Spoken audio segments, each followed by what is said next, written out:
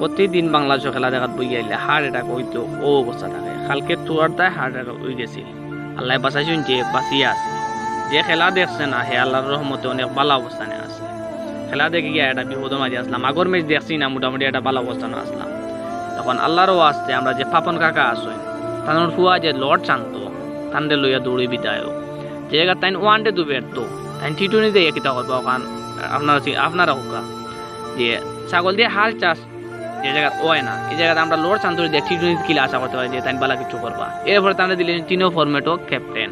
আর নাইনি বাংলাদেশের যোগ্য প্লেয়ার মেহেদী হাসান মিরাজ কত একটা অভিজ্ঞ প্লেয়ার ওগুলি তো আনলে তো ভালো হইল না তারা তুললে তো বেশ ভালো হইল এবারে লিটন দাস আল্লাহু আকবার এ বেটা তো আর কইয়া কোনো মাতিলাম নাই দান জীবনটা গেল শূন্য মারতে মারতে আর আমরা যে এমপি হয়েছি নতুন সাকিব আল হাসান তানোর লাস্ট দেখছি যে নমিনেশন পাওয়ার পরে যে পরিসংখ্যান 0-1-5-3 0-1-5-3 এর উপরে দানিশ করে উঠছেন